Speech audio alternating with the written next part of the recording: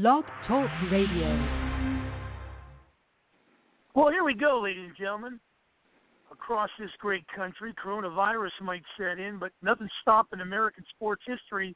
The podcast hosted by my good friend Peter Ray, 347-205-9631. You can email ManciniSports@yahoo.com. Mark Mancini here, holding down the drums while the main chorus comes in. Peter, as I give it over to you, I give you the podium, the mic, the red carpet. First of all, how are you? Second of all, how can people get a hold of you? Oh, fine, Mark, and it's wonderful to be here. And my YouTube channel is Peter J. Ray, R-E-A, and my website is Adventures in History with Peter J. Ray at peterjray.com. I've made 171 Cleveland baseball videos every year in Cleveland baseball history from 1869 to 2019, including the 20 Negro League seasons. Wow. You're well stocked. I know the phone lines are lighting up, but our guest is a very special guy, too, and every week you get special guests. I know next week looks like Wes Parker. So as we, without further ado, let's give him the podium, the mic, the red carpet. Randy Lerch, former Philadelphia Philly, among other teams. We are giving you the podium, the mic, and the red carpet. First of all, you're on with Mark Mancini and Peter Ray. How are you, my good friend? Thanks for joining us. Well, it's great to be here. Thank you for having me, guys. Yeah, it's wonderful. Yeah. Go ahead, Mike. Peter, I'll Mark. give you the first question. Yeah, you got the Yeah, podium. Randy, Peter, you played MLB from 1975 to 1986, and you're on the Philadelphia Phillies when they won the World Series in 1980, ending a 97-year title drought for that team, going back to 1883. And the Brewers in 82, I think the best, well, at least the first part of the half of the year. And that's the best Brewers team ever. They made 7 games of the World Series, and that's the best team since they won in '57 with the old Milwaukee Braves. So you've had played some dramatic postseason games, and I'm near the end of your book, God in the Bullpen, which is such an incredible story. And thank God you got on the right road. I have a lot of experience being on the wrong road, and especially guys in baseball, all the drinking, and that's associated with baseball. So it's wonderful. It's such an honor talking with you, and I think your book is just tremendous because getting on the right road in life. That's what life's all about, I think. Oh boy, thank you for the nice review. It means a lot, and getting on the right track and being able to be here to talk about it. And you mentioned earlier that some of the teams that I played on, and wow, people have asked me before, between the Phillies and the Brewers, and I might add the Montreal Expos teams. They weren't championship teams, but boy, they had a lot of talent. And so I've been not only blessed to write this book, but blessed to play on a lot of great teams. And, of course, Tug McGraw, who is such a memorable player, especially for me, for his slogan, "You got to believe," with the '73 Mets. And then, of course, he was on the mound in '80, and he played a major role in your life. It's wonderful the things you were talking about him, and not the fact that he was not only a tremendous baseball star, but such a good person and a good friend. And you want to talk about Tug a little bit? I sure do. Tug McGraw was, for people that haven't read my book, I'll say yet. Hopefully people will get to pick up a copy. But I met Tug when I was trying to make the Phillies back in 1976 or 77. And Tug was one of the first guys that kind of took me under his wing. He played some of the rookie jokes on me in spring training, and I'd always looked. I didn't know Tug at that time, but as I got to know Tug and saw what a great guy he was, and he kind of, like I said, he took me under his wing, and we ended up having a great friendship during my time with the Phillies, and then lo and behold, would I ever know? Only God knew that down the road he was going to be probably the main reason that I'm sitting here today, because he helped me out by getting me out of the situation I was in, and I just owe a lot to him. Yeah, that's beautiful, because I have a lot of respect for anybody who played professional baseball. Obviously, it takes a lot of work, a lot of determination, and then a lot of dealing with all the pressure that you're under, with all these fans who are living through you. And but then beyond that, the character, which is so important. And here you see this guy who was such a good friend to you, and in your hour of need, and played such an important role. So it wasn't just a star. Because you have some players who, they're great stars, but maybe they're not good people. But he was, you can tell, a really good guy. And I think your book is just tremendous, because it's so. There's so many. Alcoholism. There's so many troubled people in the world, and they just don't know that. They don't know how much help there is available from God, how much God loves us, and that we don't have to be miserable and continue, or we don't have to just wait for death. We can have a wonderful life. So I think the book is so inspiring, and it's going to help a lot of people. And thank God you made it. And it's wonderful that you wrote it. You wrote this book about what you went through. And how you turn your life around, and how you have a wonderful life now. All right, thank you so much for that. I not in my wildest dreams did I ever think of writing a book, number one, but then to write a book about alcoholism and how much God entered into my life to help save it and give me the hope that I needed. And when I decided to write the book, after I was diagnosed with the cirrhosis, I wanted to tell whoever would listen that there is hope out there, and then the hope is through Jesus Christ. And I wanted to, after the doctor had said that it looks like I've been given a second chance, I wanted to climb to the highest hill to tell everybody that there's hope in God. And the words that you said by saying you enjoyed the book and you feel like it can help others means that's what the book was all about. Yeah, because I think with the like I said, especially for baseball players, and there's a lot of shame, and people think, it's just me alone destroying my life, and it's almost like professional baseball players are pushed into the alcoholism. It's just because there's so much drinking involved, and so there's probably tons of guys. In fact, we were going to have this guest, this Jen Madison, who's involved in this organization helping former baseball players, former minor league players, especially who are down and out.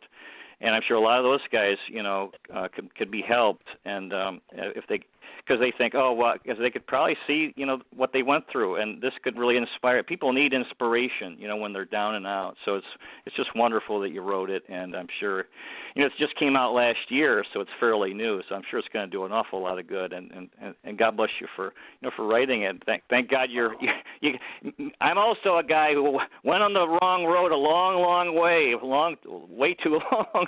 And it's so tragic that we do that. But anyway, God waits for us, and then we finally get on the right road, and thank goodness when that does happen. And hopefully the people, like you said, thank goodness that they do it. And the reason being is because of the shame thing. And I think my ex-major league player getting out there and basically showing yourself out, I say, kind of like buck naked to the world. You put yourself out there in hopes that people realize that you're a lot better off by getting there and taking care of it and take care of the problem. And hopefully I can be a good example by telling my story and again that there's hope out there. Absolutely. One of the things that was as I went through your book in 1980, when you got left off the postseason and you got to watch the the NLCS and World Series, and you felt so bad about it. But I hope now, and I think you do. You feel a sense of pride for being a part of that team, because even though you didn't play in the postseason, but you played on the team for the whole season. Now you had a tough year, but I think you should have a lot of pride for being in a part of an amazing team, because that was their, if you go, they hadn't won a baseball title since 1883, which is going back to the old.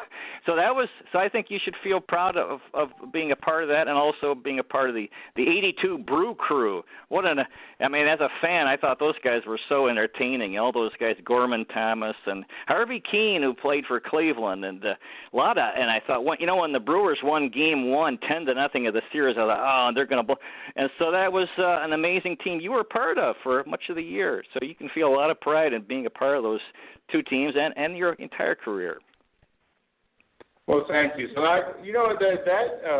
the difference between there wasn't much difference between the Phillies and the Brew Crew. It was a whole lot more laid back playing in Milwaukee, but both teams were just extremely talented, and it was a lot of fun on both ends of it. That's for sure. Is your father still alive? No, he passed about a little over a year ago. It's too bad that I was just inducted into the Sacramento Sports Hall of Fame back in January, and he had passed not too long before that. I didn't get a chance to see that, but God bless him. He got to see some fun things over the years. But you had good times with him at the end of his life.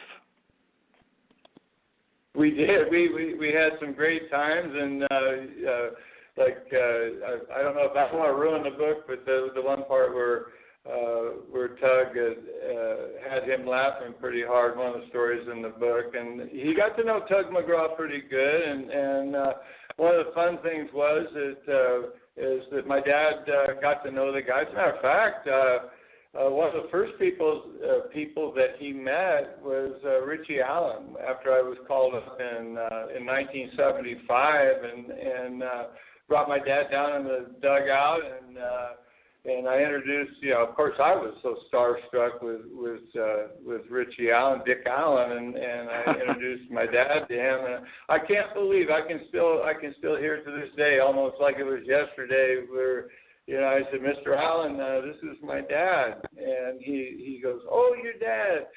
He goes, nice to meet you, Mr. Lerch, nice to meet you. And I can hear it like it was yesterday, but my dad had an opportunity. He speaking of Tug again, Tug was like part of the family. Every time we went into San Francisco, Tug,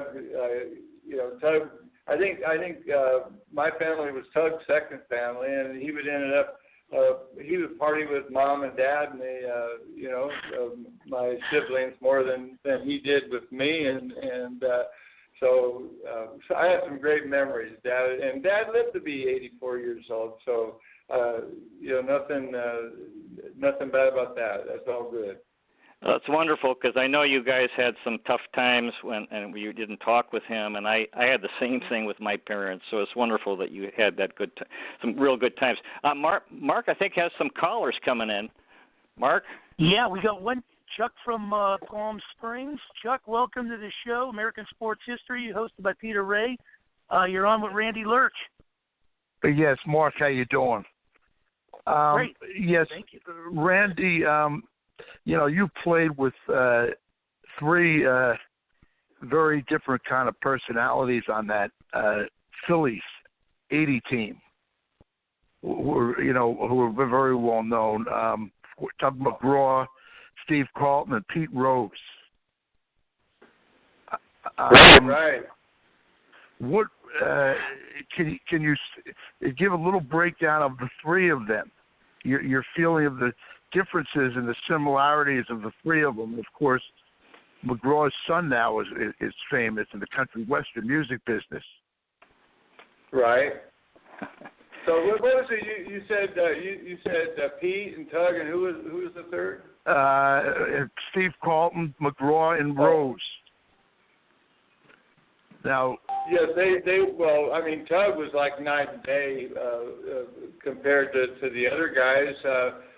Pete was kind of a bigger than life type of a guy. He was somebody that it was like when he walked in, especially me being a younger guy and watching Pete Rose, who had I don't know whether the 2 or 3 world championships that he'd already won with the Reds, and so looking at Pete, I didn't speak to him much, and so he was just kind of he was a bigger life figure. Steve Carlson and I look up to him and wanted to be just like Steve, and I have some great stories in my book.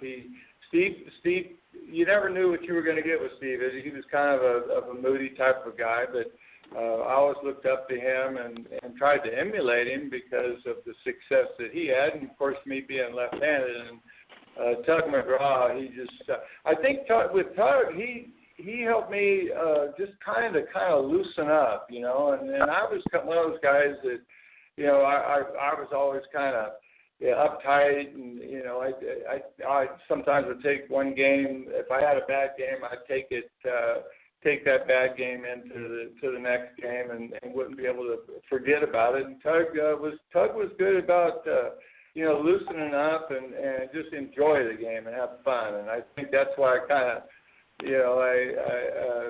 I stayed closer to Tug because I had a lot of fun playing the game along with pitching in the big leagues. Now, one more question. That was the year that Tim McCarver was taken out of the broadcast booth and put on the team, correct? I don't remember that. You're telling me something that I maybe the other guys would know, but I've never. Did anybody hear that? Was Tim taken out of the broadcast booth? If he was, I don't remember that. But what I do remember about Tim is he was Steve Carlton's personal catcher. Right, exactly. What kind of impact did Carver have on the team as a veteran? Tim was a very cerebral type of a guy.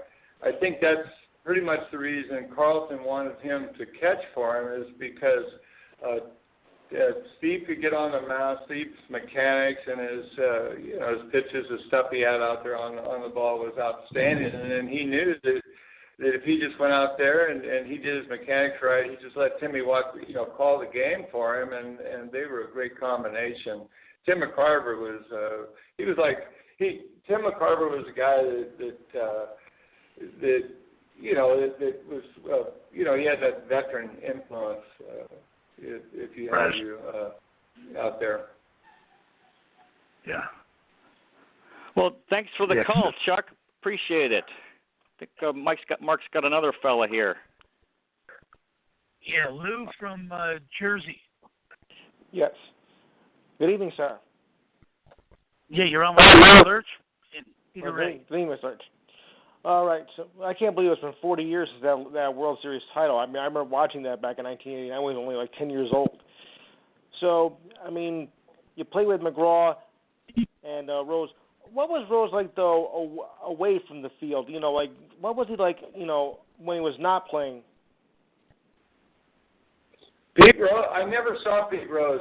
Pete Rose hung out with Larry Baugh and Greg Luzinski on the team, and after the game was over, I never saw Pete. I think he pretty much, being as famous as he was and stuff, I think Pete pretty much just stayed to himself and stayed in his room. And Pete Rose, for sure, as you probably could tell, he just lived and breathed the game of baseball, and like he just, when the game was over, he was getting ready for the next one. I think he already was figuring out who the lineup was and whoever we were playing the next day. Pete was all about the game.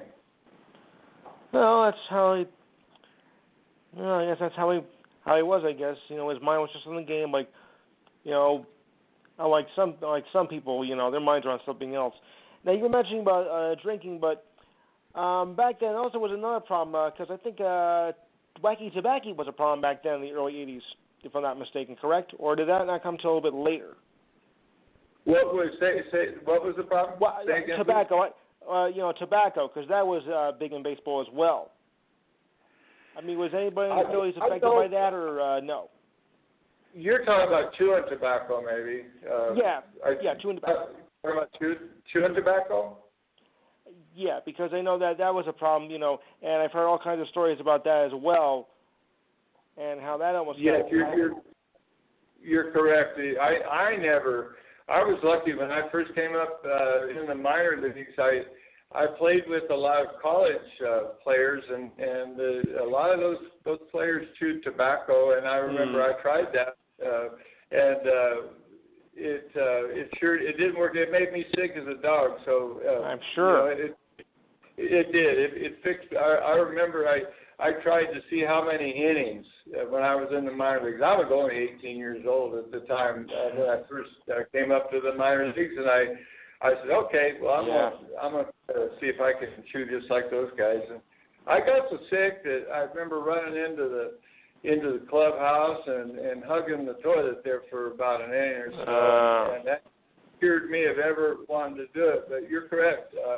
There was the chewing tobacco was very prevalent in those days, and it turned out that from guys that had chewed for a lot of years, there were some bad consequences of the cancer and throat cancer and stuff like that. So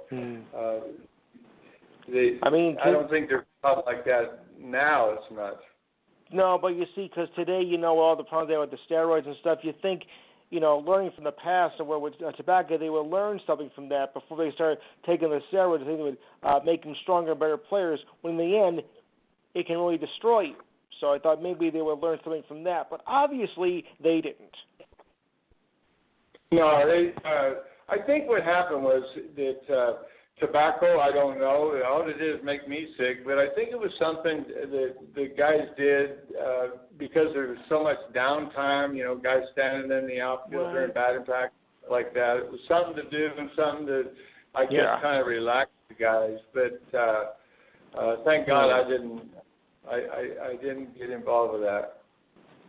Well, good for you. And, I got to admire you for someone who, with what you went through and you were able to get past it. So, I commend you for that. Well, thank you. By the grace of God, that's for sure. Amen to that. Well, thanks for the call, Lou. Thanks a lot. Appreciate it. Thank you. Okay. Right. So, Randy, is there anything else you want to talk about from your career, these guys you played with? And it was pretty cool early. You were talking about being a fan growing up for the San Francisco Giants, and then facing guys on the Giants you've rooted for as a kid. And I think you said you struck out Willie McCovey 4 times in a game, and you hit 2 home runs in a game. Right? Wow, for a pitcher who can hit. So, and that was. Sure, you want to talk about that? Yeah, sure. There's a couple. Tell me if I get too long-winded, because it's fun talking about this stuff. But as far as the Giants were concerned, it was my childhood dream to. As I was growing up, my grandfather. And I keep saying this is in the book too.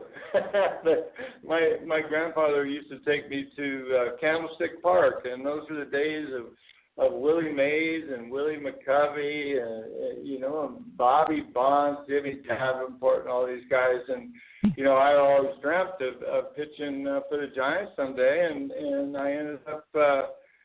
My childhood dream came true, and it turned out that Willie McCovey he had stayed around for doing well for, as he got up in the years. And I believe he was hitting over 300 there when he came back to the Giants. And I pitched against him in front of my mom and dad and my dad's fire department buddies. And we, I ended up striking him out. I believe, I think it was four times that game. And then when we came back to Philadelphia, he had a 3-run home run off of me, and then that was such a dream.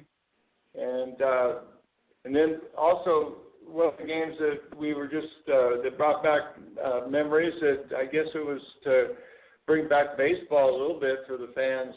Just recently, it was this darn coronavirus pandemic was they played the Chicago 23-22 game that I started in Chicago many years ago, and what was amazing is that game. I ended up pitching, only making it into, I didn't even make it out of the first inning, but I did hit a home run in the first inning. And when they brought that game, when they played it again on the Major League Baseball channel, you can't believe how many people on Facebook had a bunch of questions about that game. And, it turned out being voted the 20th most historic or famous game in baseball history. And I believe you pitched 2 postseason games. Is that right? Yes, I did. I pitched against the Los Angeles Dodgers in 1978. That was the year that I did hit the 2 home runs. That we actually I pitched and I won in the clincher against and hit the 2 home runs against Pittsburgh. And then pitched against the Dodgers. We lost that series 3-2 in Los Angeles, and then I actually started the winning game of the first playoff win in Milwaukee Brewers history against the Yankees in Yankee Stadium, and that was the year when Reggie Jackson and Winfield and the crew of Nettles and Willie Randolph and all those guys were on the team, and I pitched against the Yankees in that stadium, and I told the story that I couldn't believe it because not only did I fulfill it seemed like many kids' childhood dreams or many kids' dreams by pitching in the major leagues, but when I pitched in Yankee Stadium, they had both the bullpens for the visitors was in the left field. The bullpen was beyond the left field fence, and so I was going out there to pitch. The stadium was, 60,000 people, national TV. Howard Cosell was the play-by-play, and I remember getting up on the mound. I looked over, and in center field they had busts. If I said it right, BUSTS, I think, of Hall of Famers, and they had busts of Babe Ruth and Joe DiMaggio and Mickey Mantle and all those guys. And I'll tell you, you better warm up when those guys are staring at you. So that was the 81 with the Brewers postseason? That was 81 with the Brewers, yep. And how'd that game go? We ended up winning that game, and that was the first playoff win in Milwaukee Brewers history. And you got the W. No, I'm still mad at Raleigh Fingers. I was winning 3-1. I'd given up 3 hits after 6 innings, and Raleigh came in and blew the save. So I owe him one for that one. And then I think he got the win. I owe him. Well, that story you told about Fingers being the MVP in Cy Young and then getting hurt when you guys were fighting with mud, and then he got hurt and you got blamed because you got oh boy, what a disaster. That was so really unfortunate. Can you imagine that? It seemed like I was in trouble for something all the time. We ended up Raleigh was the MVP that year, and we in 81, what was it, 81, and so it had been raining in spring training, so just the pitchers stayed around to get their work in, and so we decided to have a mud ball fight. Raleigh Fingers and Pete Vukovich and Caldwell, all just trying to see who could get the most mud on each other, and it turns out that I had a bunch of mud in my hand, and I turned around and here's Raleigh. Raleigh Fingers is ready to he had 2 handfuls of mud, and he's just gonna smear it all over the top of my head. So I just spun around, grabbed him, and just kind of rolled him. And I remember him yelling, like he was hurt. I thought, well, he's a good actor. I said, Raleigh, that's not funny. He said, no, man, I'm really hurt. And I said, well, where are you hurt? He says, my shoulder. And and so I still thought he was teasing, but he had trouble getting up. We went in the training room, and it turned out that he had separated his shoulder. Separated his right shoulder, I believe. It was his right shoulder. It had to be his right shoulder. And then, but we didn't know at the time when he came back from the hospital, and all the ownership standing there, and boy, was I the GOAT at that time. And I remember it wasn't Bud Selig. It was one of the other owners of the Brewers at the time. He was so mad. He looked at me. He says, "If I ever see you even looking cross-eyed at Raleigh, I will run you out of town so fast you'll never even know what happened to you." So, yep. What happened was, and the end of the story is now we had to come up with an excuse. They didn't want to. Lo and behold, well, how did we get hurt? Well, they were all having a mud ball fight, right? So we made the excuse that we were out there playing pepper, playing like a flip game with each other, something you're supposed to be doing. And so we used that excuse, and now the rest of the team wasn't allowed to do that for the whole year, but that wasn't what really happened.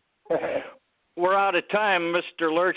The book is God in the Bullpen by Randy Lerch, 2019. Wonderful book. Thank you so much for sharing time with us, and we'd love to talk with you again. And what a tremendous career you had and an inspiring life. So God bless you, and keep up the good work.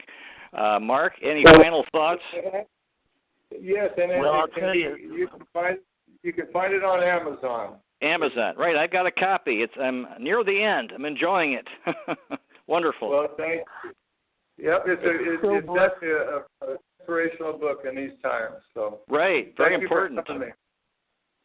Thank you so much for having me, Randy. And we'll get you around the stables here on some of the other shows that promote that too. And Peter, any final thoughts? I think next week you have Wes Parker part of your show. Yeah, that's going to be great. Guy from the 65 World Series champion L.A. Dodgers, 80 years old. Good thing we're getting him on here while he's around. It's good to talk to old guys while they're still here. Randy, I love you dearly. You know it. I'll be reaching out to you this week. And Peter, I know you're a great show. We're just so blessed to have both you guys on there. And take it easy if you come back on my Pittsburgh Pirates, Randy. Okay, buddy. Well, nice. Thank you so much for having me, and God bless you guys, especially in these troubled times. Yeah. God bless you, Thanks, Mark guys. and Randy. Right. Yep. Have a wonderful day, and we'll be in touch. Okay. Very good. Bye-bye.